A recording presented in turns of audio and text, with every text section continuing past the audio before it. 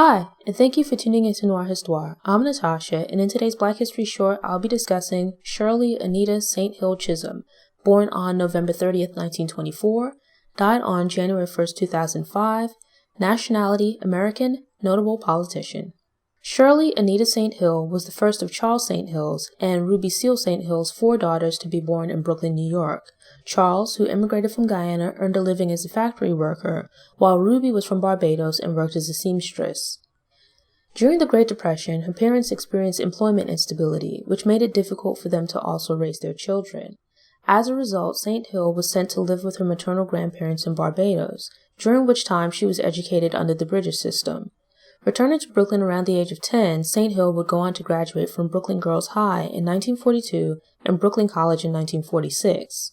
While attending Brooklyn College, St. Hill performed well as a member of the debate team and was encouraged to pursue a career in politics. But St. Hill demurred, as she felt being both black and female would be a hindrance. Instead, following graduation, St. Hill pursued a career in education and over the next 7 years worked as a nursery school teacher and daycare director.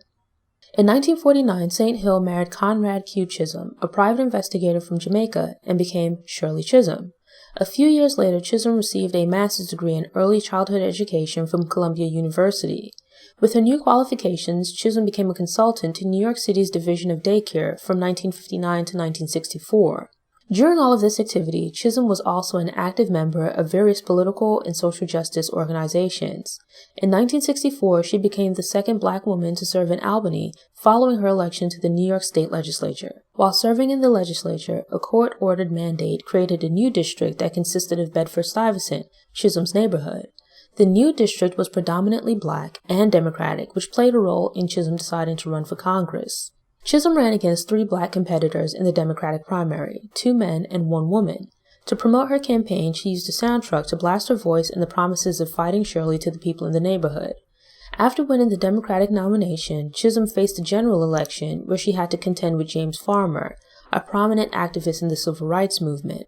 Despite Farmer being a Republican, he shared many of Chisholm's views on political and social issues, and they both were against the Vietnam War.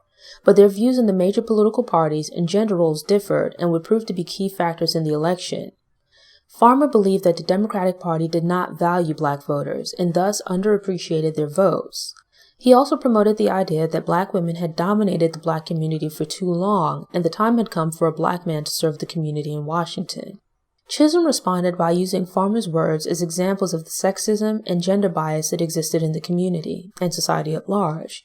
She also pointed out that black men had previously served in office but were unable to deliver on campaign promises.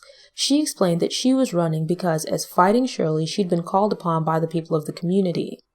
Her campaign proved victorious, capturing 67% of the vote, primarily due to the district being 80% Democrat. No shrinking violet, fighting Shirley flouted the usual conventions observed by new incoming members of Congress. During her first speech, she spoke out against the Vietnam War.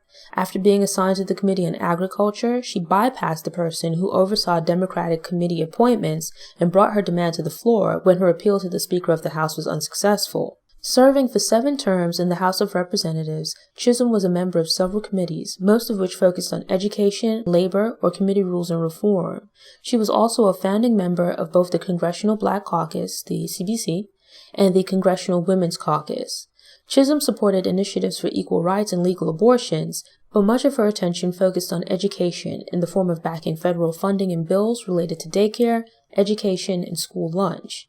During her time in Congress, Chisholm somehow managed to also write 2 books, Unbought and Unbossed, which was released in 1970, and The Good Fight, which was published in 1973. In 1972, Chisholm announced her candidacy for the Democratic nomination for president. She became the first black woman and the second woman to campaign for the presidency with a major party. The campaign boosted her national profile, but also led to feelings of resentment from some members of the CBC.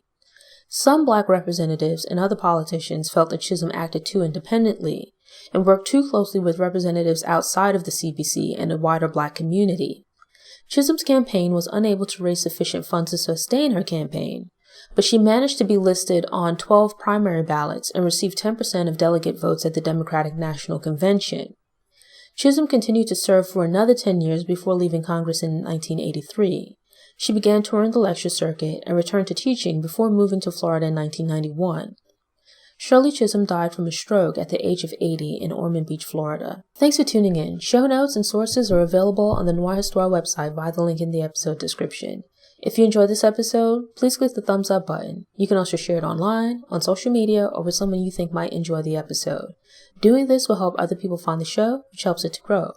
If you aren't already subscribed to the Noir Histoire YouTube channel, I hope you subscribe now and return to get motivated, get inspired, and get more stories of Black history made and in the making. Until next time, take care.